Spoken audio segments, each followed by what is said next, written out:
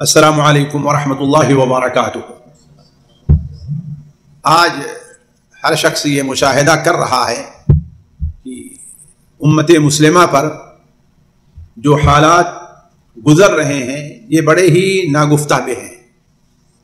آج مسلمان ہر میدان میں، سیاسی میدان میں، اقتصادی میدان میں، معاشرتی میدان میں اس قدر خطرے کا شکار ہے کہ لوگوں کی نظر میں ایسا کہیں نہ ہو کہ اس کا وجود خطرے میں پڑ جائے، لیکن ایک مومن، ایک مسلمان اسے ایسے موقع پر جن باتوں کا اہتمام کرنا چاہیے اور جن پر توجہ دینی چاہیے وہ بڑے اہم کام ہیں اور بڑے اہم اصول ہیں جن کا ذکر اللہ تبارک و تعالی نے قرآن مجید میں واضح طور پر فرمایا ہے۔ اللہ تبارک و تعالی نے حضرت آدم علیہ السلام کو اور حضرت آدم علیہ السلام سے پہلے ابلیس ملعون کو جب اس دنیا میں بھیجا اور آدم علیہ السلام آئے اس دنیا میں تو اللہ تعالیٰ نے اسی وقت یہ اصول بتلا دیا تھا۔ چنانچہ اللہ تعالیٰ قرآن مجید سورہ بقرہ میں اور پھر آگے چل کر کے سورہ طٰہٰ میں ارشاد فرماتا ہے، سورہ بقرہ میں کی آیت ہے قُلْ اهْبِطُوا مِنْهَا جَمِيعًا، تم لوگ اب اس جنت سے چلے جاؤ، آدم حوا چلے جاؤ یہاں سے۔ یاد رکھو فَإِمَّا يَأْتِيَنَّكُم مِّنِّي هُدًى فَمَن تَبِعَ هُدَايَ فَلَا خَوْفٌ عَلَيْهِمْ وَلَا هُمْ يَحْزَنُونَ، تمہاری رہنمائی کے لیے ہماری طرف سے ہدایات آتی رہیں گی، تمہاری کامیابی کے اصول ہم تم کو دیتے رہیں گے، تم کس طریقے سے کامیاب رہو اور پھر دوبارہ اس جگہ کے حقدار بنو یہ اصول تمہیں بتائے جاتے رہیں گے۔ تو فمن تبع ہدایا فلا خوف علیہم ولا هم يحزنون، جس نے میری نازل کردہ ہدایات کو قبول کیا تو فلا خوف علیہم، ان کے اوپر نہ دنیا میں کوئی خوف ہوگا اور نہ دنیا سے آنے کے بعد انہیں کسی قسم کا حزن اور ملال ان کو لاحق ہوگا۔ سورہ طٰہٰ میں اللہ تعالیٰ ارشاد فرماتا ہے قال اهبطا منها جميعا بعضكم لبعض عدو فإما يأتينكم مني هدى فمن اتبع هداي فلا يضل ولا يشقى۔ اللہ تعالیٰ نے فرمایا کہ اے آدم و حوا چلے جاؤ یہاں سے۔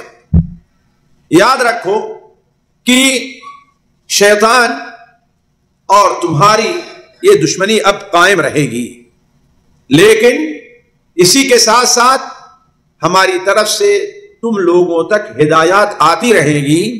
تو فمن اتبع ہدائی، جو شخص میری ہدایات کی پیروی کرے گا، میری ہدایات کو قبول کرے گا، فلا یضل ولا یشقی، نہ ہی دنیا میں کبھی وہ بھٹکے گا، اسے دنیا میں صحیح راہ چلتی رہے گی، اس کا اقتصادی نظام بھی صحیح رہے گا، اس کا اجتماعی نظام بھی درست رہے گا، اس کا معاشرتی نظام بھی صحیح چلتا رہے گا، ولا یضل ولا یشقی، اور آخرت میں وہ اللہ تبارک و تعالی کے پاس جب آئے گا تو وہاں کسی بھی قسم کی بدبختی کا شکار نہیں ہوگا۔ یہی وہ اعلان تھا جو اعلان نبی کریم صلی اللہ علیہ وسلم نے اپنی زندگی کے سب سے بڑے مجمع یعنی حجۃ الوداع کے موقع پر آپ صلی اللہ علیہ وسلم نے منا میں جو خطبہ دیا تھا، اس خطبے کے اندر آپ صلی اللہ علیہ وسلم نے یہی بات واضح فرمائی تھی۔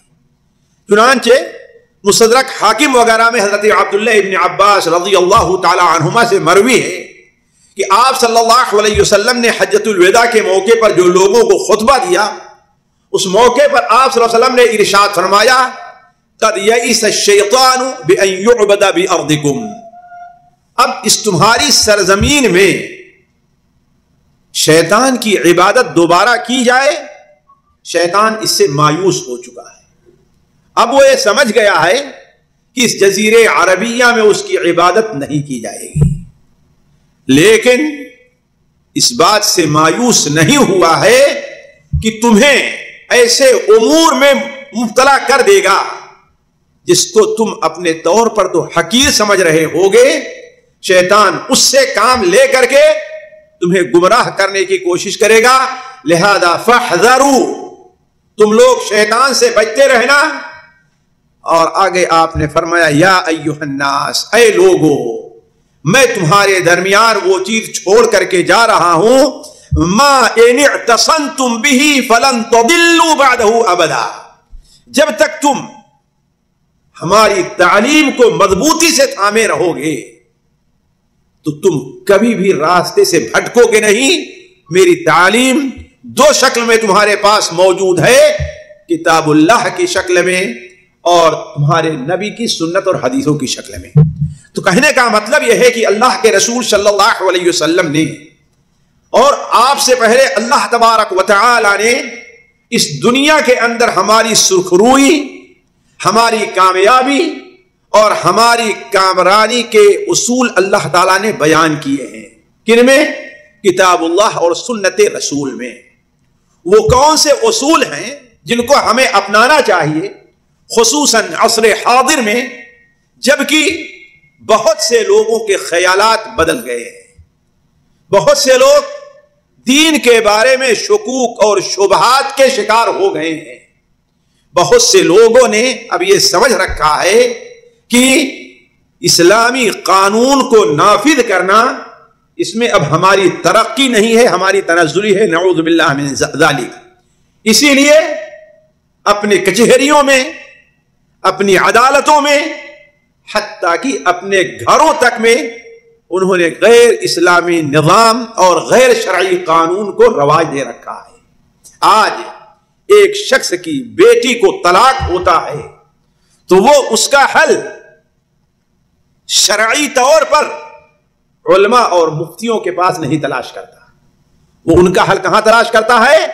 کورٹ میں جا کر کے تلاش کرتا ہے. اور وہ بھول جاتا ہے کہ اللہ تعالیٰ نے کیا فرمایا ہے وَمَن لَّمْ يَحْكُم بِمَا أَنزَلَ اللَّهُ فَأُولَٰئِكَ هُمُ الْكَافِرُونَ. جو لوگ اللہ تعالیٰ کے نازل کردہ فرامین اور احکام کے مطابق فیصلہ نہ کریں وہ کافر ہیں، وہ ظالم ہیں، وہ فاسق ہیں. لیکن ہماری توجہ اس طرف نہیں ہوتی کہ ہم اپنی بیٹی کا کیس شرعی طور پر حل کرنے کے بجائے کورٹ میں جب لے کر کے جا رہے ہیں تو آیا ہم اگرچہ نماز پڑھ رہے ہیں، اگرچہ ہم روزہ رکھے ہیں، قرآن مجید کا حفظ کر رکھا ہے ہم نے، لیکن اللہ کی قسم قرآن کی اصطلاح میں وہ کفر کا ارتکاب کر رہا ہے. وہ مسلمان اگر جائز سمجھتا ہے اس کو تو مسلمان نہیں رہ جاتا اگرچہ وہ قرآن نماز پڑھ رہا، اس لیے کہ اللہ تعالیٰ نے اس کا حل رکھا ہے. تو خیر بات دوسری طرف نہ جائے. میں یہ کہہ رہا تھا کہ اللہ تبارک و تعالیٰ نے اس کے اصول رکھے ہیں جن اصول کو ہمیں اس وقت دنیا میں اپنانا چاہیے، عالم کو بھی، جاہل کو بھی، چھوٹے کو بھی، بڑے کو بھی. اور میں چاہوں گا کہ وہ اصول آپ کے سامنے افہام اور تفہیم کی صورت میں آج رکھوں، تقریر اور خطبہ کا انداز چھوڑ کر کے افہام اور تفہیم کی صورت میں رکھوں تاکہ بات شاید سمجھنے میں آسانی ہو. انداز بیاں گرچہ میرا شوق نہیں ہے، شاید کہ اتر جائے تیرے دل میں میری بات. پہلی چیز ساتھیوں، ہر انسان کو اس پر توجہ دینی چاہیے، یہ ہمارے ایمان کا مسئلہ ہے، ہماری توحید کا مسئلہ ہے. وہ یہ کہ اللہ تبارک و تعالی کی حکمت پر ہمارا ایمان ہونا چاہیے. اللہ تبارک و تعالی کے ایک نام کیا ہے؟ حکیم ہے. حکیم کا معنی ہوتا کیا ہے؟ حکیم کی تفصیل میں نہیں جاتا، میں ایک الفاظ سن لیجیے.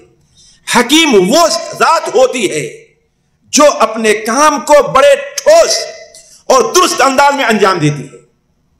حکیم وہ ہوتی ہے جس کا ہر کام ٹھوس اور درست ہونے کے ساتھ ساتھ وہ فائدے اور حکمت سے خالی نہیں ہوتا.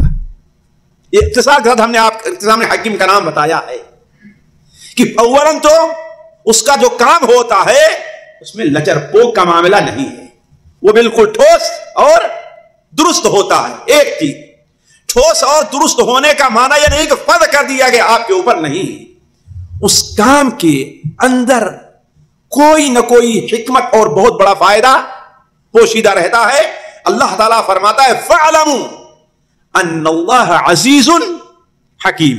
یاد کر لو اس بات کو، جان لو اس بات کو کہ اللہ تبارک و تعالی غالب ہے اور حکمت کرنے والا ہے. یعنی وہ غالب ہے، کسی سے مغلوب ہو کر کے کوئی کام نہیں کرتا ہے. وہ کوئی کام کسی سے مغلوب ہو کر کے نہیں کر رہا ہے. آج اگر مسلمان پستی کا شکار ہے تو اللہ تعالیٰ مسلمانوں کے دشمنوں سے مغلوب اللہ نہیں ہوا ہے کہ اللہ نہ چاہتا اور مسلمان ذلیل اور خوار جانا. اللہ عزیز غالب ہے، وہ کسی کے سامنے مغلوب، اس کی عزت کو کوئی چیلنج نہیں کر سکتا ہے. اس کے غلبے کا تو یہ عالم ہے کہ جب عرش عظیم سے کوئی فیصلہ صادر کرتا ہے اور اس فیصلے کی وجہ سے آسمان میں کڑکڑاہٹ کی جب آواز ہوتی ہے تو حضرت جبرائیل اور بڑے بڑے فرشتے اس خوف سے مدہوش ہو جاتے ہیں کہ آخر اللہ کا فیصلہ ہونے والا کیا ہے. اور پھر جب افاقہ ہوتا ہے تو کہتے ہیں اللہ نے جو فیصلہ کیا وہ حق فیصلہ ہے. قالوا الحق، اللہ نے کیا فیصلہ کیا؟ وہ فیصلہ حق ہے. تو کہنے کا مطلب یہ ہے کہ وہ عزیز ہے، اس پر کوئی غالب ہے، اس کو کوئی چیلنج نہیں کر سکتا. فرعون اس دنیا میں غالب بنا بیٹھا تھا، کیا کہتا تھا؟ انا ربکم الاعلی، تمہارا سب سے بڑا رب خدا خالق مالک کون ہے؟ میں ہوں. تم دیکھتے نہیں هذه الانہار تجری من تحتی، یہ دیکھو نہریں ہمارے نیچے جاری ہیں. ساتھیوں چند دن ہی گزرے ہوں گے کہ اللہ تعالیٰ نے ان نہروں کو اسی کے اوپر سے گزار دیا. نہریں اس کے نیچے جہاں گزر رہی تھی نہر اسی کے اوپر سے گزر گئی. تو اللہ تبارک و تعالی غالب ہے. دنیا میں کوئی کام بھی ہو چھوٹا یا بڑا اللہ کی مشیت کے بغیر نہیں چل رہا ہے. اللہ کی مشیت ہوتی ہے تو وہ کام ہوتا ہے، اگر اللہ کی مشیت نہ ہو تو وہ کام نہیں ہو سکتا. ساری دنیا کے لوگ چاہ لیں، اگر اللہ کی مشیت نہیں تو وہ کام، یہ ہمارے عقیدے کی بات ہے، اس پر ہمارا ایمان پختہ ہونا چاہیے. تو اللہ تعالیٰ اس کے بعد کیا فرمایا؟ فَاعْلَمُوا أَنَّ اللَّهَ عَزِيزٌ حَكِيمٌ، اور وہ حکیم ہے، کوئی فیصلہ ایسا نہیں کرتا جس فیصلے میں کوئی حکمت نہ پائی جائے. اور ہمیں یہ سمجھنا چاہیے کہ اللہ تبارک و تعالیٰ کا یہ جو فیصلہ ہے آج امت مسلمہ کی پستی کا، امت مسلمہ کی ذلت کا، تو اس میں بہت بڑی حکمتیں بھی پائی جا رہی ہیں، بے فائدہ نہیں ہے. حضرت ثعلبہ ابن عاصم حضرت انس بن مالک رضی اللہ تعالیٰ عنہ کے شاگرد ہیں.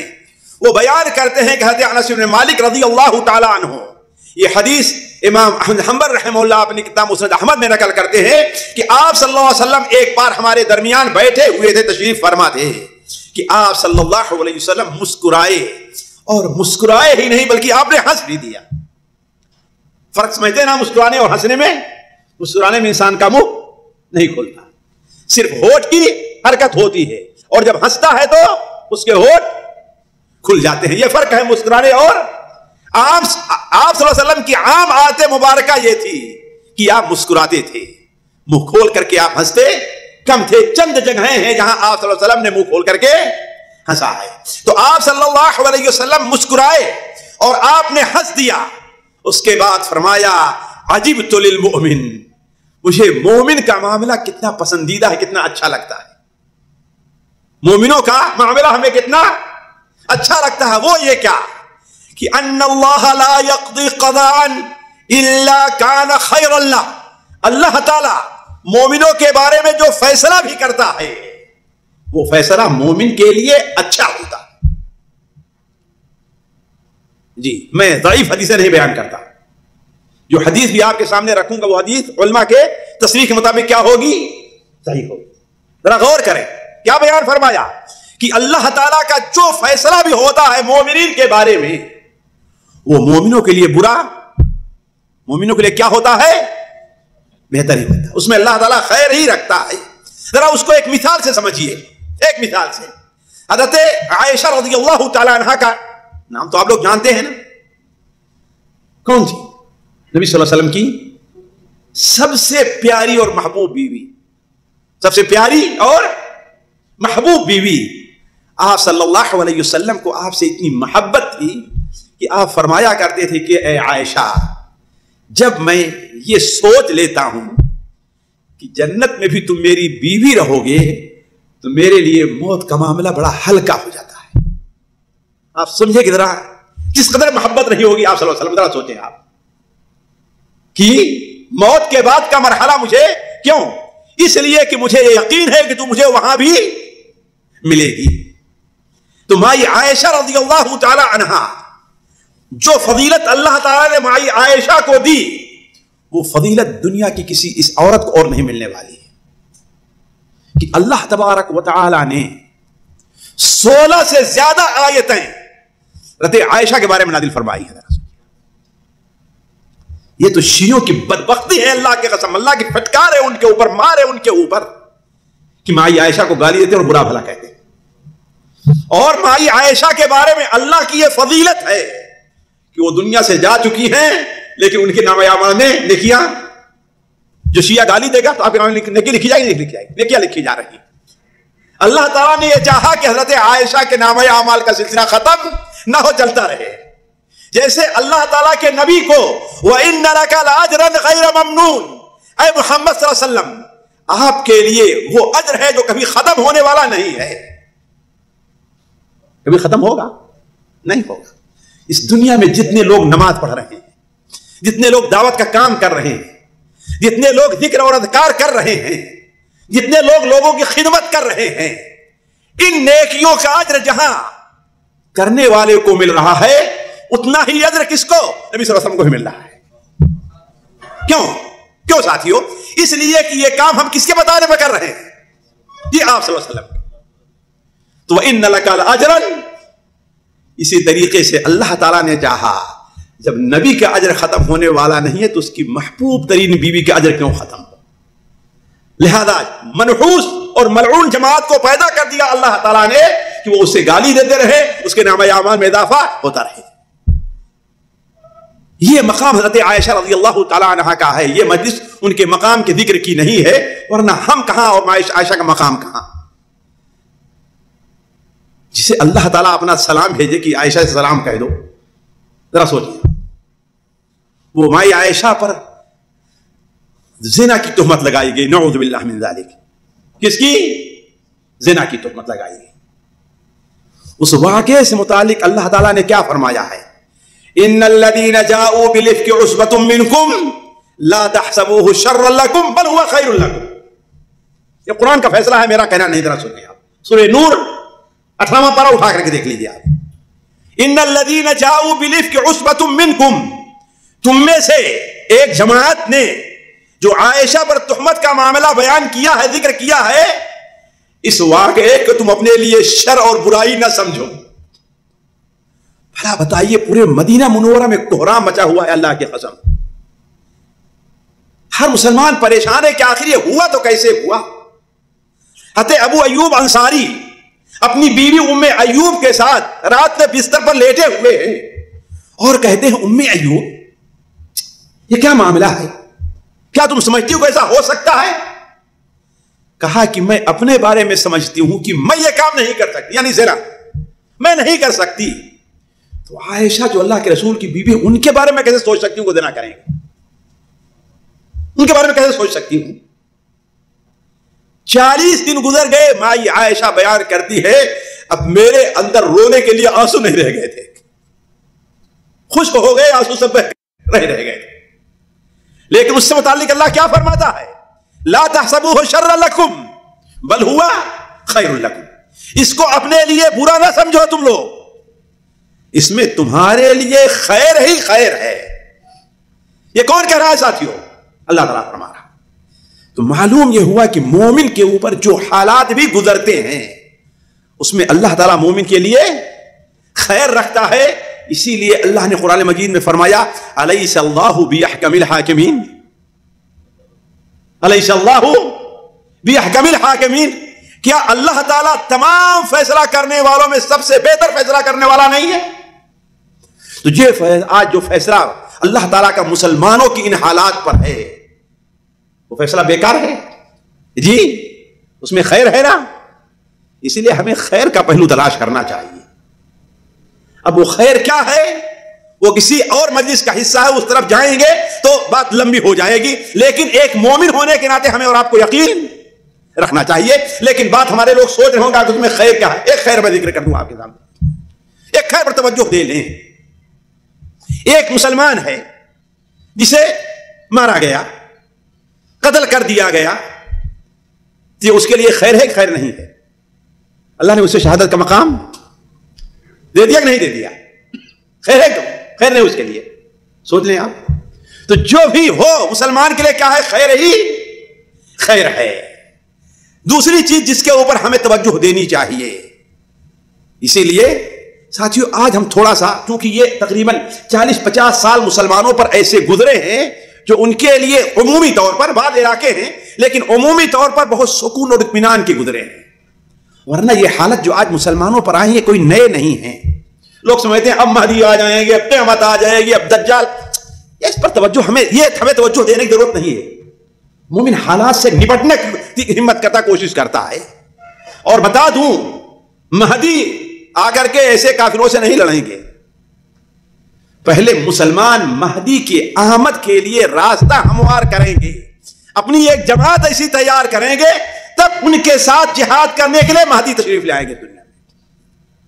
اور ہم نے جو سمجھا ہے کہ مہدی کے ظہور سے پہلے جزیرے عربیہ کافروں سے صاف ہو جائے گا، فلسطین پر یہودیوں کا قبضہ نہیں رہے گا، وہ بھگا دیے جائیں گے، تب مہدی اس دنیا میں آئے گا۔ جی ہاں، اس کی دلیل کیا ہے؟ دلیل کیا ہے اس کی؟ حضرت عیسیٰ علیہ السلام کب نازل ہوں گے؟ حضرت مہدی جب دجال سے لڑنے کی تیاری کر رہے ہوں گے تبھی تو نا۔ تو عیسیٰ علیہ السلام نازل کہاں ہوں گے؟ دمشقی جامع مسجد کے مشرقی منارے پر، وہاں حضرت مہدی کے پیچھے حضرت عیسیٰ علیہ السلام نماز پڑھیں گے، اور پیچھے نماز پڑھ کر کے یہ ثابت کر دیں گے کہ میں اب مستقل، میری نبوت ہے لیکن میں اپنی نبوت پر عمل کرانے اب نہیں آیا ہوں، میں بھی عمل کے طور پر نبوت محمدیہ کے تابع ہوں، میں نبی ہوں، نبوت ہے میری، لیکن عملی طور پر نبوت محمدیہ کے میں تابع ہوں۔ اس کے بعد مسلمانوں کی قیادت کس کے ہاتھ میں ہوگی؟ حضرت عیسیٰ علیہ السلام کے ہاتھ میں، اور وہی نماز پڑھائیں گے۔ اس کے بعد سے مسلمانوں کو وہی نماز پڑھائیں گے۔ حضرت عیسیٰ علیہ السلام جب فلسطین پہنچیں گے تو قدس کے علاقے میں دجال مسلمانوں کا گھیراؤ کیا رہے گا۔ اس کا مطلب یہودی وہاں نہیں ہوں گے، ہے کہ نہیں؟ ورنہ گھیراؤ کرنے کیا معنی ہے؟ سوچیں آپ لوگ، اس کا مطلب دجال کے خروج اور مہدی کے نزول، ظہور اور یہ نزول سے پہلے فلسطین یہودیوں سے خالی رہے گا، مسلمانوں کی حکومت اس کے اوپر رہے گی۔ تو مہدی جو آئیں گے ان کے لیے مسلمان حالات کو کیا کریں؟ تیار کریں گے، تب مہدی کا نزول ہوگا۔ تو علی کل حال میں کہہ رہا تھا کہ دوسری چیز جس پر ہمیں، دوسرا اصول جسے ہمیں اپنانا چاہیے وہ یہ ہے کہ صبر اور تحمل سے کام لیا جائے۔ مسلمان کیا کریں؟ صبر سے کام لیں، بے صبری کا مظاہرہ نہ ہو، انہیں تکلیف پہنچے اس پر صبر کریں۔ اور سب سے اہم صبر، علماء کہتے ہیں صبر کی 3 قسمیں ہیں۔ ایک اللہ کی اطاعت پر صبر کرے، عبادت کر کے، عبادت بھی صبر چاہتی ہے نا، اور برائی سے رک کر کے صبر کریں، وہ بھی رکنا کیا ہے؟ صبر چاہتا ہے۔ اور اللہ تعالی کی طرف سے جو مصیبتیں نازل ہوں اس پر بھی صبر کریں۔ ساتھیو صبر ایک ایسی عبادت ہے کہ اللہ تبارک و تعالی نے اس کے اندر بڑی خیر رکھی ہے۔ اسی لیے دیکھیں اللہ کے رسول صلی اللہ علیہ وسلم کو قرآن مجید میں ایک جگہ نہیں 2 جگہ 10 جگہ اللہ کے رسول سے حکم ہے کہ آپ صبر سے کام لیں، اور ایک جگہ تھوڑا فصبر کما صبر اولو العزم من الرسل ولا تستعجل لهم، آپ صبر سے کام لیجئے اور جلد بازی نہ کیجئے کہ اللہ تعالیٰ کافروں کے اوپر اپنا عذاب نازل کرے، ولا تستعجل لهم، جلد بازی نہ کیجئے۔ عذاب کا نازل کرنا کب نازل کرے گا، کب ہے، کس کا کام ہے؟ اللہ کا کام۔ آپ کا کام ہے کہ احکام الہیہ کا آپ پابند رہیے۔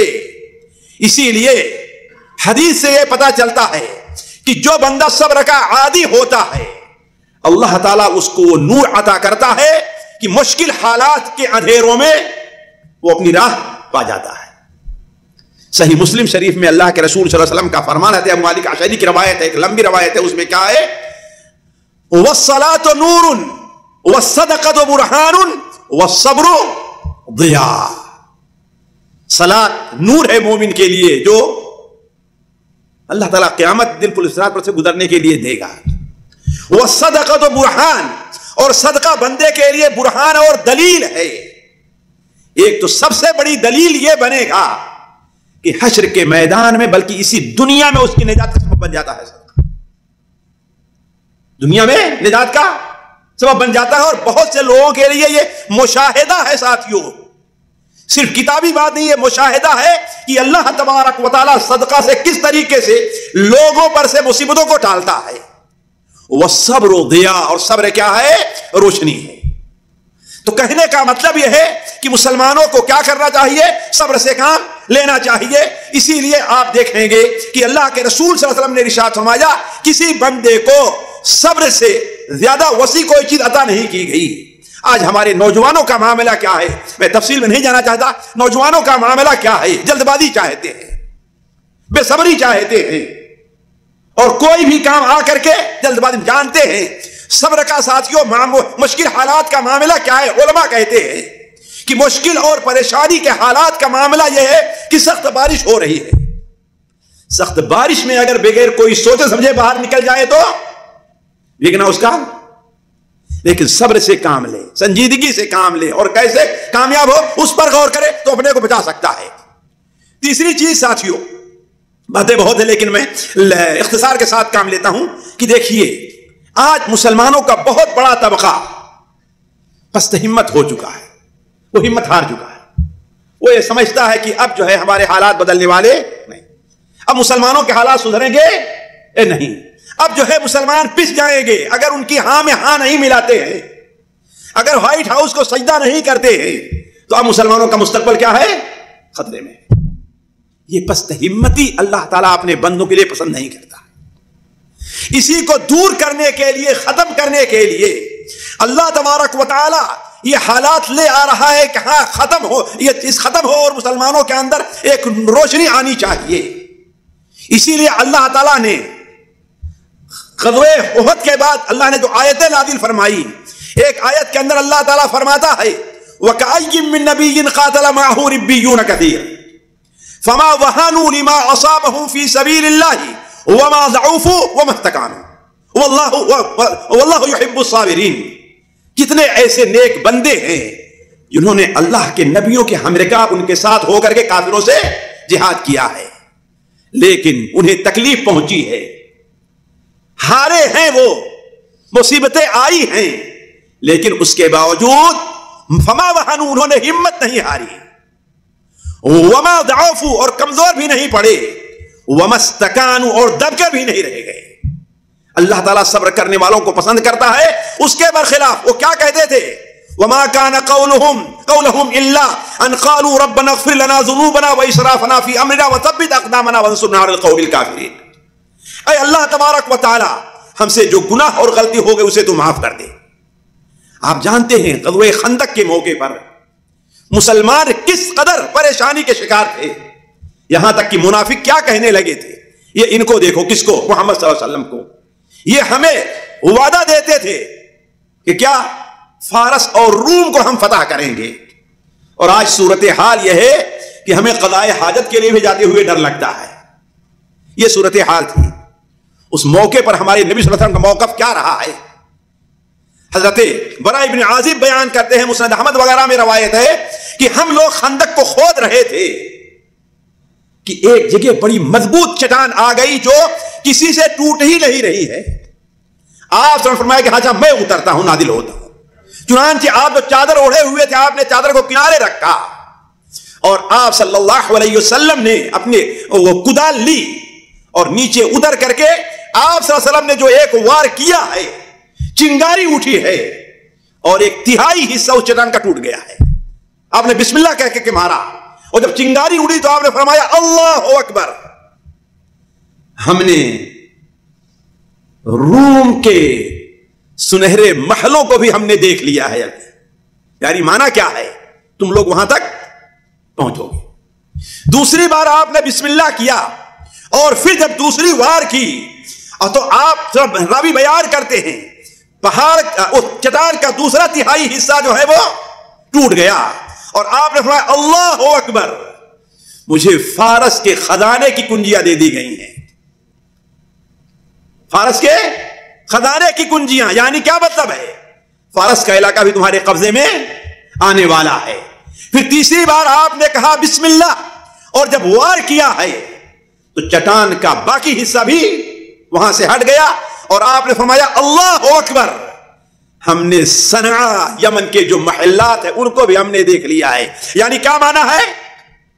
وہ چیز بھی مسلمانوں کے قبضے میں آنے والی ہے.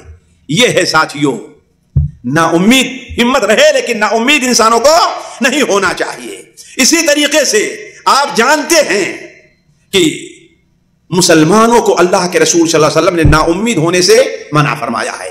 اور ساتھیوں تیسری بات جس پر خصوصی توجہ ہو، انسان کو اپنا محاسبہ اور اپنی تربیت پر خصوصی توجہ دینی چاہیے. آج مسلمانوں کی کمزوری کیا ہے ساتھیوں؟ آج ٹیلی ویژن پر یا اپنے موبائل پر جہاں مسلمانوں پر ظلم ہو رہا ہے ان حالات کو دیکھ کر کے افسوس کریں گے، ان حالات کو دیکھ کر کے بسا اوقات آنسو بھی بہائیں گے. ایسا ہوتا ہے اور یہ فطری چیز ہے. ان حالات کو دیکھ کر کے دوسروں کو مورد الزام ٹھہرائیں گے لیکن خود اپنے کو نہیں دیکھتے، اپنی حالت کو بدلنے کے بارے میں کوشش نہیں کریں گے کہ جس طریقے سے جن کمزوریاں کی بنیاد پر ان لوگوں پر وہ حالات آ رہے ہیں وہی کمزوریاں آج ہمارے اندر بھی پائی جا رہی ہیں.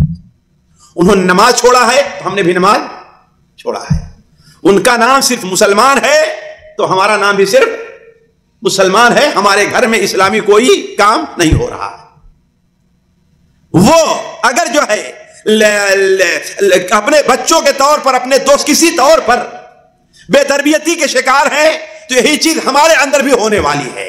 اللہ تبارک و تعالیٰ اس چیز کو کبھی پسند نہیں کرتا.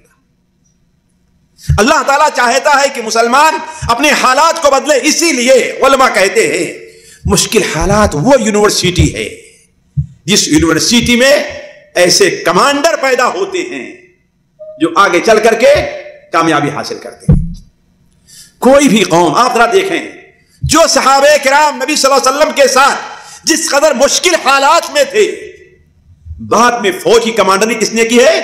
انہیں لوگوں نے کی. بلکہ حضرت عمر رضی اللہ کے بارے میں مشہور تھا کہ کسی کو کمانڈری نہیں سمجھتے تھے، سونپتے تھے الا کہ وہ کیا ہو، وہ صحابی ہو.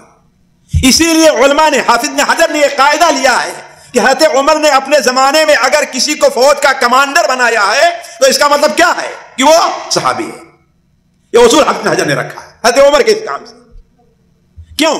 اس لیے کہ انہوں نے جو حالات دیکھے ہیں بعد کے لوگوں نے وہ حالات نہیں دیکھے. تو جو قوم مشکل حالات کو برداشت نہیں کرتی ہے اللہ تبارک و تعالیٰ کے لیے دین کی قربانی بھی نہیں دیتی.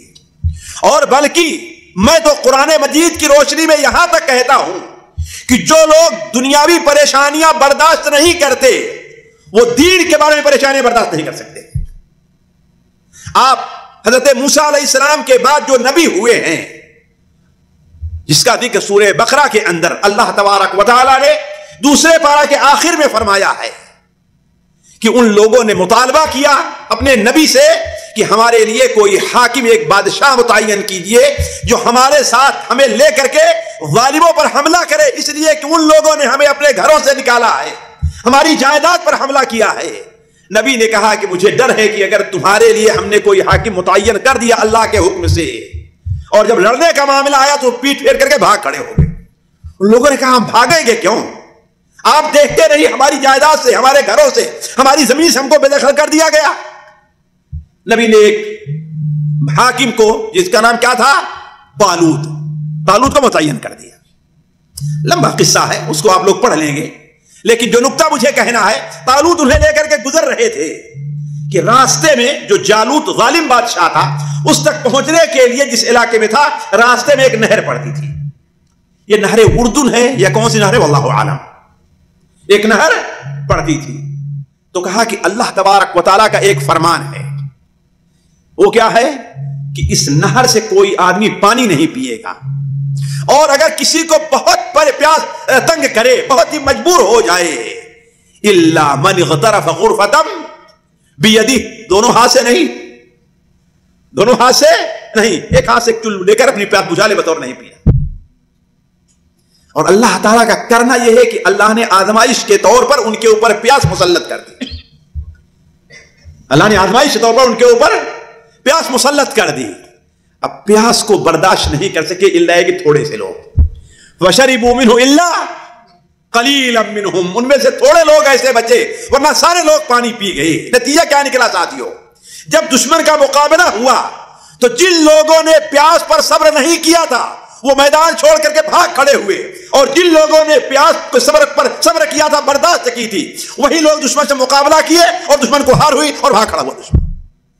یہ قرآن کا معاملہ ہے. اس کا مطلب کیا ہے کہ جو دنیا کے اندر دنیا کے مصائب اور پریشانیوں پر صبر سے کام نہیں لے گا, وہ اللہ تعالیٰ کے راستے میں محنت کرنے سے بھی کام نہیں لے گا. اللہ کل حال ایک اور چیز ساتھی کبھی تک ہے, بہت اچھا ہے. دیکھیے ہمیں سمجھنا چاہیے ہر آدمی جو یہاں پر موجود ہے, ہر انسان ذمہ دار ہے. ابھی ہمارے بزرگ آپ کے سامنے بات رکھ رہے تھے نا کہ دین کا کام کرنا کسی مولوی کا صرف کام نہیں ہے, صرف حاجی کا کام نہیں ہے. الا کلکم راع وکلکم مسئول عن رعیتہ, تم میں کا ہر شخص ذمہ دار ہے اور ہر شخص سے اس کی ذمہ داری کے بارے میں سوال کیا جائے گا. آج ہمیں کا ہر آدمی جب آپس مجلس میں بیٹھتے ہیں, ایک تازہ مثال لے لیجئے جو غزہ کی صورتحال ہے. ہر آدمی بیٹھتا ہے تو روتا ہے اور پریشان ہوتا ہے. کوئی سعودیہ کو ذمہ دار ٹھہرا رہا ہے, کوئی مصر کو ذمہ دار ٹھہرا رہا ہے, کوئی حماس کو ذمہ دار ٹھہرا رہا ہے, کوئی کسی کو برا بھلا کہہ رہا ہے کہ غلط کہہ رہا ہوں میں. لیکن سوال یہ ہے کہ تمہاری بھی ذمہ داری, تمہاری کیا ذمہ داری ہے؟ سوچیں یہاں کوئی ذمہ داری ہے تمہاری نا, ایک مسلمان ہونے کے ناطے مسلمانوں کے تئیں آپ کی کیا ذمہ داری ہے؟ تو سوچئے کیا ذمہ داری ہے. کم سے کم اگر کوئی ذمہ داری آپ نہیں نبھا سکتے ہیں تو کم سے کم ان کے لیے دعا تو کر سکتے ہیں, نہیں کر سکتے؟ اللہ کی قسم مجھ سمجھ لے کے جتنے لوگ یہاں پر بیٹھے ہوئے ہیں, ذرا سوچیں جتنے لوگ بیٹھے ہوئے ہیں, کس شخص نے رویا ہر انسان ہوگا, پریشان ہر انسان ہوا ہوگا, حاکموں پر ہر انسان الزام دھرا ہوگا, لیکن کیا کوئی آدمی رات کے آخر میں اٹھ کر کے 2 رکعت نماز پڑھ کر کے اللہ تعالیٰ سے دعا کی ہے کہ اللہ تعالیٰ ان کی مدد فرما؟ ذرا سوچیں آپ, یہ کر سکتے ہیں نہیں کر سکتے؟ ہر آدمی کر سکتا ہے. اللہ تعالیٰ آپ سے یہ نہیں پوچھے گا فلاں حاکم نے کیا کیا ہے, اللہ پوچھے گا تم نے کیا کیا ہے, تم نے کیا کیا آخر اس کے لیے. ہر دعا کر سکتے تھے نا, تم نے دعا کی. نبی کریم صلی اللہ علیہ وسلم ہجرت کر کے آئے, کہاں سے؟ مکہ سے مدینہ منورہ. کچھ مسلمان ایسے تھے جو ہجرت کرنا چاہتے تھے لیکن وہ ہجرت نہیں کر سکے. کیوں جی؟ نہیں, ان کو چھوڑ دیے تھوڑا سا, وہ تو دوسرا طبقہ ہے. کچھ ایسے لوگ تھے جنہیں ظالموں نے باندھ کر کے رکھ دیا تھا, ان کو ہجرت کرنے نہیں دیتے تھے. جیسے ولید ابن ولید, عیاش ابن ابی ربیعہ, نام آیا نا ابھی, عیاش ابن ربیعہ, سلمہ ابن ہشام, یہ لوگ وہ تھے جو ہجرت کرنے کے بسا اوقات بعد نکلے اور راستے سے ان کو پکڑ کے لے گئے اور باندھ دیا. نبی کریم صلی اللہ علیہ وسلم ظاہر بات ان پر فوج کشی نہیں کر سکتے تھے, ابھی آپ پاس اتنی طاقت نہیں تھی, ہے نا, اور اتنا بھی مال بھی نہیں تھے کہ پیسہ دے کر کے چھڑا لیں. آپ صلی اللہ علیہ وسلم ان کے لیے ہر نماز میں, ساتھیوں ہر نماز میں رکوع سے آخری رکوع سے تو کیا کہتے؟ اللہم انجل ولید ابن ولید, اللہم انجل سلمۃ ابن ہشام, اللہم انجل المستضعفین من المؤمنین. اے اللہ تعالیٰ ولید ابن ولید کو نجات دے دے, انہیں چھٹکارا مل جائے, سلمہ ابن ہشام کو چھٹکارا مل جائے, اے اللہ تعالیٰ عیاش ابن ربیعہ کو چھٹکارا مل جائے. اے اللہ تعالیٰ جو مسلمان جن کو ظالموں نے زبردستی روک رکھا ہے, اے اللہ تعالیٰ ان تمام لوگوں کے نجات کا سبب پیدا کر دے. دعا کی نا آپ نے, لیکن ہم نے کیا کیا؟ ایک صحابی ہے جن کا نام علبہ ابن زید ہے. کیا نام ہے ان کا؟ علبہ ابن زید رضی اللہ تعالی عنہ. مسند بزار میں بھی یہ روایت ہے. اور تفصیل کے ساتھ امام ابن سعد نے اپنی کتاب طبقات میں نقل کیا ہے، اور علامہ البانی اسے صحیح حسن قرار دیتے ہیں۔ غزوہ تبوک کے موقع پر اللہ کے رسول صلی اللہ علیہ وسلم نے 2 اعلان بڑا اہم کیا تھا۔ ایک اعلان تو یہ تھا کہ ہر آدمی جس سے جو کچھ ہو سکتا ہے وہ جنگ کی تیاری کے لیے صدقہ کرے، اور دوسرا اعلان یہ تھا کہ جو آدمی بھی جنگ پر نکل سکتا ہے وہ پیچھے نہ رہے، اللہ کے رسول صلی اللہ علیہ وسلم جنگ پر جائے ہو، اللہ ہے کہ اسے اللہ کے رسول مدینہ کی حفاظت کے لیے چھوڑ دے رہے ہوں۔ حضرت علی بن ابی طالب رضی اللہ تعالیٰ عنہ، مسلمان جانتے ہیں جو مسلمان اس کے پاس کچھ نہیں تھا، گھر میں اگر 1 کلو اگر جو ہے تو آدھا کلو اپنے بچوں کے لیے رکھتا، اور آدھا کلو کیا کرتا؟ لا کے صدقہ کر دیتا۔ مسلمان کا منافق کہتے کہ اللہ کو اس کے آدھا کلو صدقہ کی کیا ضرورت ہے؟ وہی یہ موقع ہے، کہتے ابو بکر نے اپنا سارا مال صدقہ کر دیا تھا، اور حضرت عثمان کی تو پوچھئے ہی نہیں، 1000 دینار دیے، پھر دیے۔ آپ صلی اللہ علیہ وسلم اپنے دامن میں لے کر کے ایسے اٹھاتے اور اپنے ہاتھوں سے ان دینار کو ہلاتے اور کہتے ما ضر عثمان آج کے بعد سے جو عمل بھی کریں گے اللہ تعالیٰ کسی عمل پر ان کا مواخذہ نہیں کرے گا۔ اور آج ہمارے یہاں ایک جماعت پیدا ہوتی ہے، وہ کہتی ہے کہ عثمان نے کیا کیا ہے؟ یہ غلطی کی ہے۔ اللہ کے رسول تو ان کی معافی کا پروانہ دے دے، اور آپ 1400 سال آنے کے بعد ان کا محاسبہ کرنے لگے۔ یہ بدبختی نہیں تو اور کیا ہے؟ ہماری بدبختی تو ہے۔ آپ نے کیا فرمایا؟ آج کے بعد سے عثمان جو کام بھی ان سے سرزد ہوگا اللہ تعالیٰ کسی کام پر ان کا مواخذہ نہیں کرے گا، ان کو معاف کر دیا ہے۔ ان میں ایک صحابی علبہ ابن زید تھے، وہ بیچارے ان کے پاس صدقہ کرنے کے لیے کچھ بھی نہیں تھا، اور اپنے پاس سواری نہیں تھی کہ اللہ کے رسول جہاد پر نکلے۔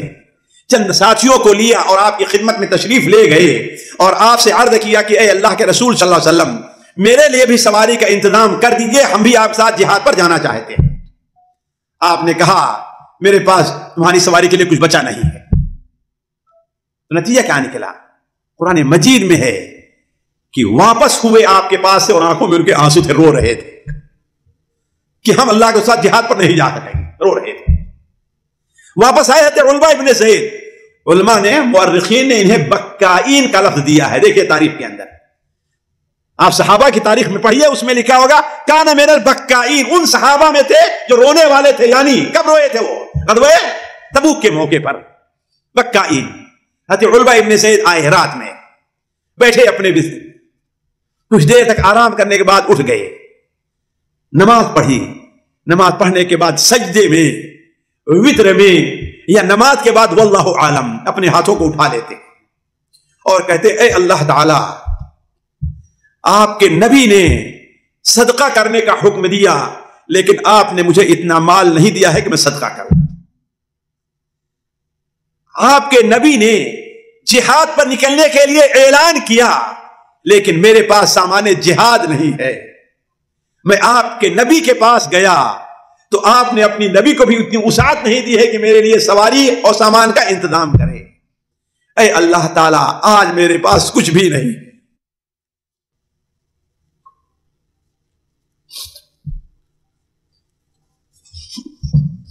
اے اللہ تعالیٰ، میں صرف اپنی گردن کا مالک ہوں، بس اور کچھ نہیں جانتا، میرے پاس کوئی بھی چیز نہیں ہے۔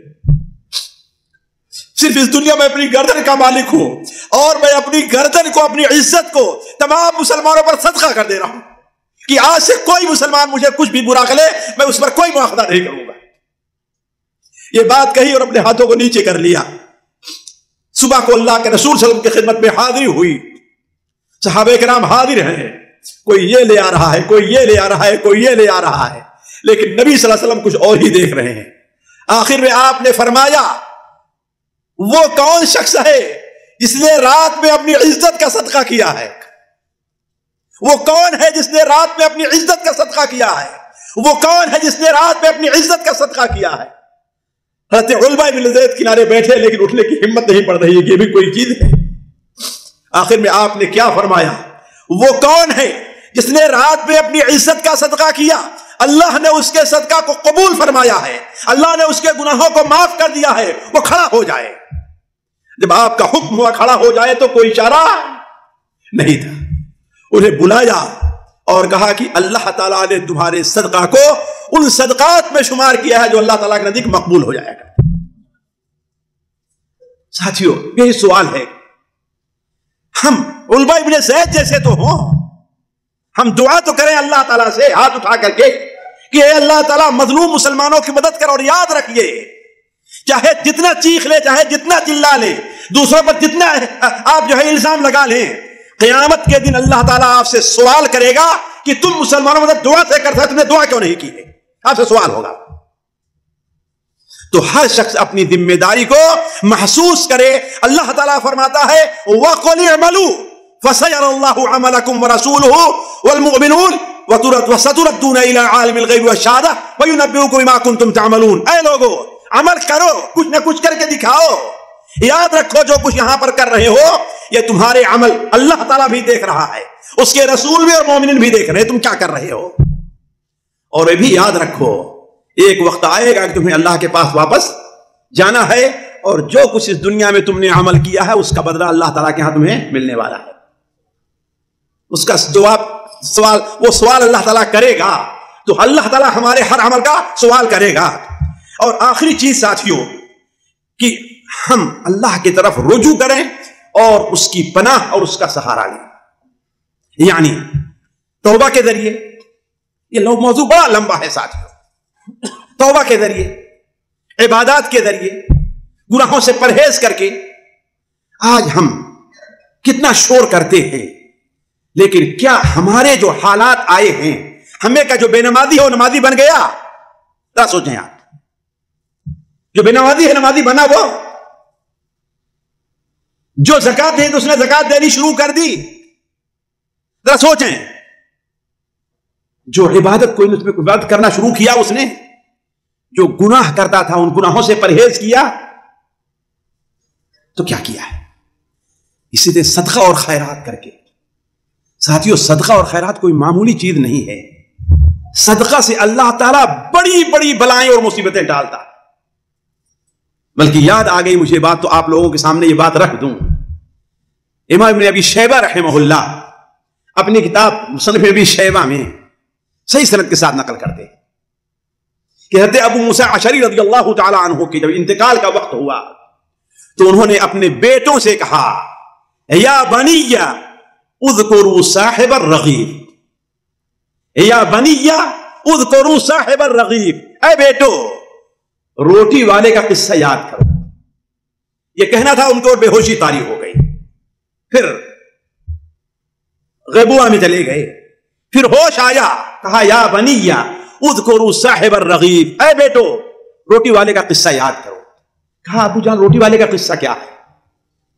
اور یہ واقعہ حضرت عبداللہ ابن مسعود سے بھی موقوف معمولی اختلاف کے ساتھ صحیح سند کے ساتھ مروی ہے، علامہ البانی نے اسے صحیح ترغیب و ترہیب میں نقل کیا ہے۔ اس لیے میں نے کہا میں جھوٹے واقعات اور جھوٹی حدیثیں نہیں بیان کرتا۔ کہا اے ابو جان روٹی والے کا قصہ کیا ہے؟ کہا ایک عابد تھا، ایک پرہیزگار تھا، جس طریقے سے جانتے ہیں عیسائیوں کے یہاں رہبانیت تھی۔ عیسائیوں کے یہاں رہبانیت کا معنی کیا ہے؟ کہ دنیا سے الگ ہو کر کے کہیں جنگل میں چلے گئے، دور دراز چلے گئے اور وہیں پر رہ رہے ہیں، اللہ کی عبادت کر رہے ہیں، دنیا سے کوئی مطلب نہیں۔ شادی بیاہ، اس لیے عیسائیوں کے جو بڑے ہوتے ہیں پوپ وغیرہ وہ شادی نہیں کرتے۔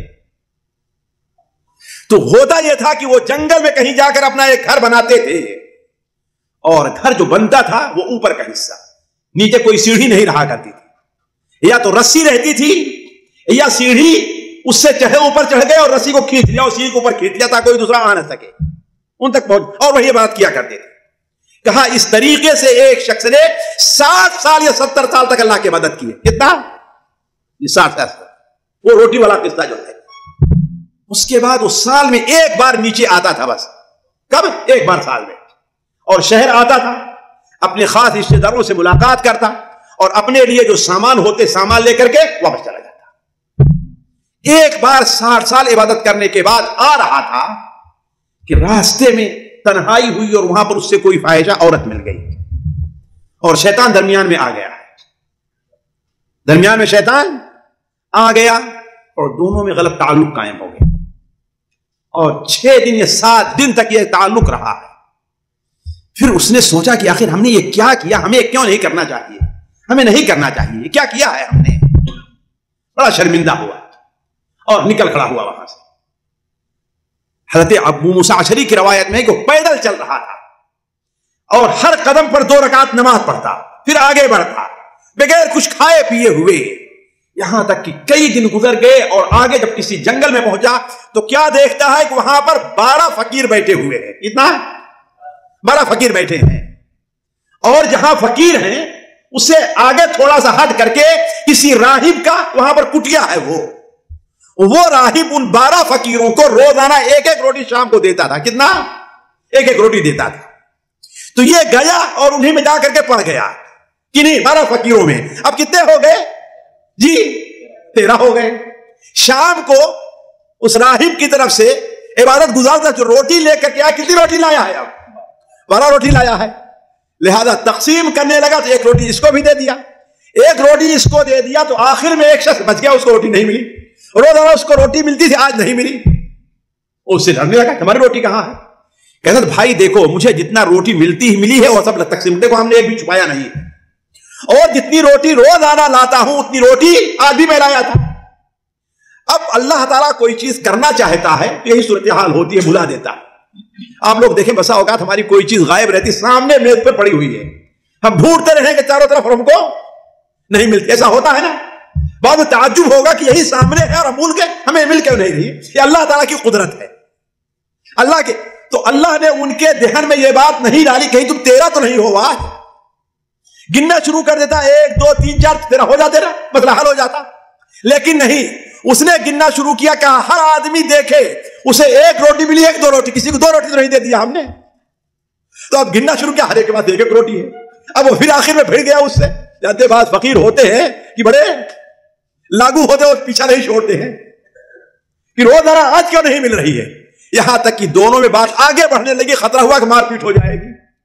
تو اس اللہ کے بندے نے کہا کہ میری وجہ سے مار پیٹ ہو, حالانکہ وہ بھی فقیر اس کا مستحق تھا نا, مار پیٹ کی وجہ سے اس نے کہا کہ اچھا یہ لے کے میں اپنے حصے کی روٹی اس کو دے رہا ہوں, لڑائی نہ کرو.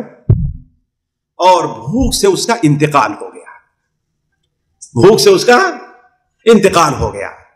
اب جب فرشتے اس کے اعمال کو اللہ کے پاس وزن کرنے لگے, ساتھیوں کبیرہ گناہوں سے پرہیز کرنے کی کوشش کریں, کبیرہ گناہوں سے بچنے کی کوشش کریں.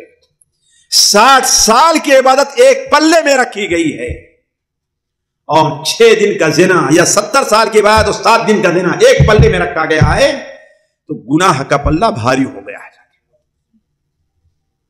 اور میں آپ سے بلا جھجک کے بات عرض کر دوں, نماز چھوڑنا ایک وقت کی 10 بار زنا کرنے سے بھی برا ہے. جی ہاں, یہ میں نہیں کہتا, امام ذہبی رحم اللہ اپنی کتاب الکبائر میں نقل کرتے ہیں, کتاب الکبائر میں, کہ نماز چھوڑنا, روزہ چھوڑنا, زکات نہ دینا, زنا کرنے, ڈاکہ ڈالنے سے بری چیز ہے. نماز چھوڑنے کو معمولی سمجھتے, وہ یہ سمجھنا ہی کتنا بڑا گناہ کر رہا ہے, کتنا بڑا گناہ کر رہا. علامہ البانی رحمہ اللہ صحیحہ میں اور صحیح ترغیب و ترہیب میں نقل کرتے ہیں کہ ایک شخص کا انتقال ہوا, اور جب قبر میں رکھا گیا تو اس کے بارے میں فیصلہ ہوا کہ اسے 100 کوڑے لگائے جائیں. کتنے؟ 100 کوڑے. وہ بیچارہ پریشان ہوا, میں نمازی ہوں, میں گناہوں سے پرہیز, یہ ہوا کہ مجھے کیوں, رونے لگا, گڑگڑانے لگا. آخر بڑی عاجزی کرنے کے بعد فرشتوں نے کہا بھائی دیکھو 1 کوڑا ضرور مارا جائے گا, اسے چھٹکارا نہیں. نبی صلی اللہ علیہ وسلم ارشاد فرماتے ہیں اس کو 1 چابک 1 کوڑا مارا گیا تو مار کے اثر سے اس کی قبر آگ سے بھر گئی. اور جب اسے دوبارہ افاقہ ہوا, جانتے ہیں ساتھیوں دنیا کے عذاب سے آخرت کا عذاب بہت سخت ہے. دنیا کے عذاب میں موت آ جاتی ہے, لیکن آخرت کے عذاب میں یہ موت نہیں آئے گی. اسی لیے اللہ تعالیٰ نے جہنم کے عذاب سے متعلق کیا فرمایا ہے, انہا تطلع علی الافئدہ, یہ وہ آگ ہے جو سینوں تک, دل تک پہنچ جاتی ہے. کیوں؟ دنیا کی آگ دل تک کب پہنچے جب انسان مر جاتا ہے, تو ہے کہ نہیں؟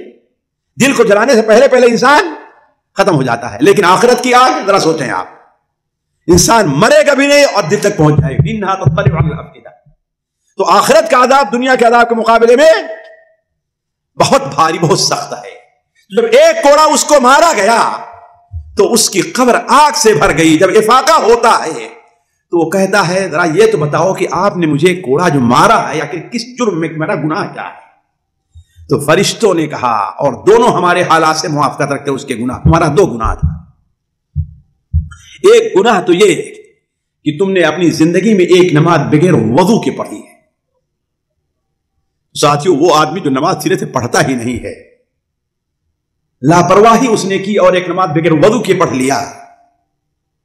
جو نماز پڑھتا ہے اس کے کتنے کوڑے قبر میں لگائے جائیں، ذرا سوچیں آپ، ذرا سوچیں. تو پہلا گناہ کیا تھا؟ ایک نماز تم نے بغیر، اور دوسرا گناہ یہ تھا کہ ایک مظلوم کے پاس سے تمہارا گزر ہوا، تم اس کی مدد کر سکتے تھے لیکن تم نے اس کی مدد نہیں کی. یہ 2 جرم تھا تمہارا. تو کہنے کا مطلب یہ ہے ساتھیوں کہ 60 سال کا گناہ کی نیکیاں، 70 سال کی نیکیاں ایک پلے میں رکھی گئی، اور 6 دن کا زنا یا 7 دن کا زنا ایک پلے میں رکھا گیا. تو گناہوں کا پلہ بھاری ہو گیا. لیکن اللہ تبارک و تعالی اپنے بندوں پر بڑا رحیم ہے. اللہ تعالیٰ نے فرشتوں سے کہا کہ ذرا سوچو، اس کی کوئی اور ایک نیکی بھی تو ہے نا. موت سے پہلے اس نے جو روٹی کا صدقہ گویا کیا تھا وہ کہاں گیا ہے؟ اس کو تو لے آؤ. تو جب وہ روٹی اس کے پلے میں رکھی گئی تو نیکیوں کا پلہ بھاری ہو گیا ہے. یا بنی اذکروا صاحب الرغیف، اے میرے بیٹو روٹی والوں کا قصہ، روٹی والے کا قصہ یاد کرو. تو بات اس پر نکلی تھی کہ صدقہ اور خیرات جو ہے یہ اللہ تعالیٰ کے عذاب سے، مصیبتوں پریشانیوں سے بچانے والا بہت اہم کام ہے. تو میں عرض کر رہا تھا کہ انسان کیا کرے؟ اللہ تبارک طرف رجوع کرے اور اللہ تعالیٰ کی پناہ طلب کرے. بغیر اللہ کی پناہ طلب کیے ہوئے کوئی آدمی کو دنیا میں کوئی چیز پناہ نہیں دے سکتی. جس کی اللہ حفاظت نہ کرے دنیا میں کوئی اس کی حفاظت. اسی لیے جانتے ہیں لا حول ولا قوت الا باللہ کو یہ جنت اور عرش کے نیچے کا خزانہ قرار دیا گیا ہے. کس کو؟ لا حول ولا قوت الا باللہ کو. کیوں؟ اس لیے کہ لا حول ولا قوت الا باللہ ہم لوگ سمجھتے ہیں کہ اس کو کب کوئی کہے گا؟ جب شیطان کا معاملہ ہو. تو ایک دن میں مسجد جا رہا تھا جہاں وضو کرتے ہیں، وہاں پر کھڑے ہو کے مسواک، میں گھر سے نکلتا ہوں مسواک کرنے کے لیے، وہاں کلی کر مسجد جاتا. تو ایک صاحب میرے اپنے پاکستانی بھائی کہنے لگے کہ شیخ صاحب وہ مولوی جو آپ کے پاس بیٹھتا ہے آپ اس کو روک لیجیے. ہم نے کہا کیا ہوا؟ کہا عشاء کی اذان ہوتی ہے، وہ نکلتا ہے دکان بند کرتا ہے، میں ادھر سے نکلتا ہوں تو مجھے دیکھ کر کے لا حول پڑتا. میں کوئی شیطان ہوں؟ مجھے دیکھ کر کے وہ لا حول پڑتا ہے. وہ بیچارے میرے درس میں بیٹھتے تھے، شیخ عبدالسلام جانتے ہیں. تو ہم نے لا حول ولا قوت الا باللہ فضیلت بیان کی تو بیچارے ابو یعقوب وہ بیچارے کیا کرتے تھے؟ بہت زیادہ اس کا ورد کرتے تھے. تو اذان ہوئی دکان بند کرنے کے لا حول ولا قوت الا باللہ. ادھر سے ہمارا پاکستانی بھائی نکل رہا تھا تو وہ سمجھا کیا کہہ رہا، مجھے دیکھ کے لا حول پڑھ رہا ہے کہ میں شیطان ہوں. تو ساتھیوں لا حول ولا قوت شیطان کا کلمہ نہیں ہے، بڑا پیارا کلمہ ہے. آخر جب مؤذن کہتے ہیں حی علی الصلاۃ تو آپ کیا کہتے ہیں؟ کیوں معنی کیا ہے؟ یعنی آپ بڑی اچھی چیز طرف ہم کو بلا رہے ہیں. لیکن یاد کریے کہ نیکی کرنے کی طاقت، برائی سے بچنے کی طاقت بغیر اللہ کے ہمارے پاس نہیں ہے. تو اب دعا یہ ہے کہ اللہ تعالی ہمیں مسجد آنے کی توفیق بھی دے دے. یہ لا حول ولا قوت الا، اسی لیے اس کلمے کا بکثرت اہتمام کرے، خاص طور پر جہاں مصیبت پریشانی اور دشمنوں کا خوف ہو وہاں پر لا حول ولا قوت الا باللہ پڑھا کرتے تھے. ایک حدیث مسلمات کی بیان کر کے، شیخ صاحب بار بار گھڑی دیکھ رہے ہیں، میں اپنی بات بند کر رہا ہوں، ہے کہ نہیں؟ ایک حدیث بیان کر کے حضرت صہیب رومی رضی اللہ تعالیٰ عنہ سے روایت ہے کہ غزوہ حنین کے موقع پر نبی کریم صلی اللہ علیہ وسلم جب اب نماز سے فارغ ہوتے تو آہستہ آہستہ کچھ پڑھتے، لیکن ہم سن نہیں پاتے پڑھ رہے ہیں. آہستہ آہستہ پڑھتے لیکن آپ کے ہونٹ دیکھتے لیکن ہم سن نہیں پاتے. جبکہ اور آپ کے جو ذکر ہوتے تھے سبحان اللہ والحمد للہ ولا الہ الا اللہ لا الہ الا اللہ وحدہ لا شریک لہ، سارا کچھ ہم سنتے تھے لیکن یہ ہم نہیں سن پاتے تھے. تو ایک دن ہوا، 2 دن ہوا، 1 نماز، 2 نماز، 3 نماز. اس کے بعد ہم لوگوں نے پوچھ لیا کہ اللہ کے رسول صلی اللہ علیہ وسلم آخر اب آپ وہ کیا پڑھ رہے ہیں جو ہم نہیں سن پا رہے ہیں؟ تو آپ نے کہا فطن تم لوگ سمجھ رہے گئے کیا میں کچھ پڑھ رہا ہوں؟ تو آپ نے فرمایا یہ تمہاری جو کثرت فوج کی دیکھی ہے ہم نے، 12,000 مسلمان تھے. کتنا؟ 12,000 اتنے مسلمان، اس بڑی فوج اس سے پہلے مسلمانوں کے بھی جمع نہیں ہوئی تھی. 12,000. کہا جب ہم نے تمہاری کثرت دی تو مجھے ایک نبی کا واقعہ یاد آیا. آپ نے کیا فرمایا؟ مجھے ایک نبی کا واقعہ. کہا ہوا یہ کہ نبی اپنی فوج کو لے کر کے نکلے کسی مہم میں، کسی جنگ میں جانے کے لیے. جب اپنی فوج کا معائنہ کیا اور مشاہدہ کیا تو ان کے دل میں آیا، انہوں نے کہہ دیا کہ اب اس فوج کا مقابلہ کون کر سکتا ہے. اس وقت ان نبی کا اللہ تبارک و تعالی ہماری زبان کو گونگ کر دے، نعوذ باللہ من ذلک. نبی کی جو ہے میں توہین نہیں کرنا چاہتا لیکن حدیث بیان کرنا چاہتا ہوں. نبی کے ذہن سے یہ بات نکل گئی کہ اصل ہار اور جیت کس کے ہاتھ میں ہے؟ اللہ کے ہاتھ میں. اگر زیادہ طاقت، زیادہ ہتھیار، زیادہ افراد سے لڑائیاں جیتی جاتی تو مسلمان کبھی نہیں جیتتے، ہے کہ نہیں؟ کبھی نہیں جیتتے. اصل جیت کس کے پاس ہے؟ وَمَن نَصْرُ إِلَّا مِنْ عِنْدِ اللَّهِ الْعَزِيزِ الْحَكِيمِ. اصل مدد کہاں سے آتی ہے؟ تو اللہ تعالیٰ فرمایا کہ اچھا اب آپ کا یہ خیال ہے، جانتے ہو بڑے لوگوں کی گرفت بھی کیا ہوتی ہے؟ بڑی ہوتی ہے. جن کے رتبے ہیں سوا ان کو سوا مشکل ہے. جن کے رتبے بڑے ہوتے ہیں ان کی مشکل بھی کیا ہوتی ہے؟ اللہ تعالیٰ نبی کی طرف وحی کی کہ یاد کرو اب 3 باتوں میں سے کسی ایک کا انتخاب کر لو. یا تو آپ کی فوج پر دشمن کا غلبہ ہو جائے گا، یا تمہاری فوج پر، تمہاری قوم پر بھوکمری مسلط کر دی جائے گی، اور تیسری چیز کیا ہے کہ کوئی وبائی بیماری آئے گی جس میں تمہارے قوم کے کافی لوگ انتقال کر جائیں گے. 3 چیزوں میں سے کسی کا انتخاب کر لو. نبی نے کہا اے اللہ تعالیٰ ہمیں مہلت دے کہ میں اپنی قوم سے مشورہ تو کر لوں کہ میری قوم کس بات کا انتخاب کرے گی. تو نبی سے مشورہ، قوم سے مشورہ کیا نبی نے. تو قوم نے کہا کہ آپ اللہ کے نبی ہیں، اللہ کی مدد آپ کے ساتھ ہے، آپ طرف اللہ کی وحی آتی ہے، آپ جو فیصلہ کریں گے ہمیں وہ فیصلہ قبول ہے. تو نبی نے کہا کہ ٹھیک ہے. نبی نے وضو کیا اور نماز کے لیے کھڑے ہو گئے. ساتھیوں یہ نماز ہمارے لیے بہت بڑا سہارا ہے. مصائب پریشانیوں کے مقابلے سے ہم نے چھوڑ دیا ہے. کورونا آیا لیکن جو بے نمازی تھا بے نمازی ہی رہ گیا، وہ نمازی نہیں بن سکا. مصیبتیں پریشانیاں آ رہی ہمارے ملکوں کے اوپر، ذرا دیکھ لیں، چاہے ہندوستان میں ہے، پاکستان میں ہے، جہاں ہے مصیبتی پریشانی ہر طرف سے ہے. لیکن جو بے نمازی تھا وہ نماز کی طرف، نماز کو چھوڑ کر کے کوئی اللہ کی مدد کا حقدار نہیں بن سکتا. اللہ فرماتا ہے وَاسْتَعِينُوا بِالصَّبْرِ وَالصَّلَاةِ، صبر کر کے اور نماز پڑھ کے اللہ کی مدد طلب کرو. اگر چاہتے ہو کہ اللہ کی مدد آئے تو نمازی بننا پڑے گا. بے نمازیوں پر اللہ کی مدد نہیں ہوتی ہے. تو نبی وضو کی اور نماز کے لیے کھڑے ہو گئے. نماز کے بعد اللہ تعالیٰ سے دعا کرتے ہیں کہ اے اللہ تبارک و تعالی دشمن کو ہمارے اوپر مسلط نہ کر. اس لیے کہ دشمن جب کسی قوم پر غالب آتا ہے نہ تو عزت بڑے کی رہتی ہے نہ چھوٹے کی، نہ مرد کی نہ عورت کی. تو دشمن کو ہمارے اوپر تسلط نہ دے، غلبہ نہ دے، اور بھوکمری بھی نہ ہو. اس لیے کہ بھوک میں پیر رگڑ رگڑ کر کے مرنا بڑا مشکل ہوتا ہے، بھاری پڑتا ہے. اے اللہ تعالیٰ اگر آپ کا فیصلہ ہی ہے تو کوئی ایسی وبائی بیماری آئے کہ اس وبا کے اندر لوگ انتقال کرتے ہیں. نبی صلی اللہ علیہ وسلم نے ارشاد فرمایا 3 دن کے اندر ان کی قوم کے 70,000 لوگ مر گئے. کتنا؟ 70,000 لوگ مرے ہیں 3 دن میں. تو آج جب ہم نے تمہاری یہ کثرت دیکھی ہے تو میں یہ نہیں کہتا کہ تم پر کوئی غالب نہیں آئے گا، بلکہ میں یہ کہتا ہوں اللہم ربی بک اقاتل وبک اصابل ولا حول ولا قوت الا بک. اے اللہ تعالی ہم حملہ کرتے ہیں تو تیری ہی مدد سے حملہ کرتے ہیں، ہم قتال کرتے ہیں، لڑائی کرتے ہیں، تیری مدد سے قتال کرتے ہیں. ولا حول ولا قوت الا باللہ، اور ہمارے پاس دشمنوں پر حملہ کرنے اور دشمنوں کے حملے سے بچنے کی کوئی طاقت نہیں ہے، صرف تیرا سہارا ہے، بس اور کوئی سہارا نہیں.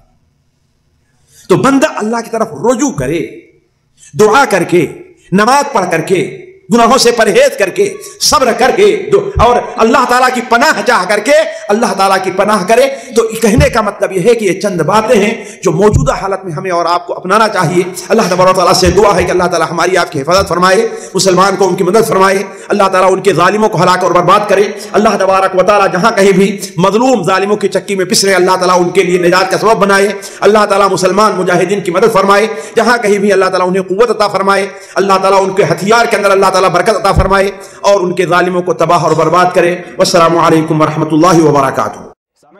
हमारे इल्मी और अवामी दुरूस और सवाल जवाब की मजलिसों से आप खुद भी मुस्तफीद हों और अपने दोस्त और अहबाब के साथ भी शेयर करें। ऐन मुमकिन है कि आपके शेयर से किसी की इस्लाह और आपके लिए सदक़े जारिया बन जाए। व्हाट्सएप पर इस्लामिक मैसेज हासिल करने के लिए नंबर नोट फरमाएं। याकूब अजीज़ 009665089590707। व्हाट्सएप सवाल जवाब ग्रुप में ऐड होने के लिए नंबर नोट फरमाएं। अब्दुलसलाम उमरी 009665026272622। नंबर भेजते हुए नाम और पता ज़रूर लिखें। इसी तरह हमारे यूट्यूब चैनल इस्लामी दावा को ज़रूर सब्सक्राइब करें ताकि हमारी हर नई और अहम वीडियो की इत्तला आपको फौरी हासिल हो जाए। तमाम दुरूस, मकालात और सवाल जवाब सीरीज़ के लिए हमारी मशहूर वेबसाइट www.islamidawa.com का मुशाहिदा करते रहें। अस्सलामु अलैकुम वरहमतुल्लाहि वबरकातुहू।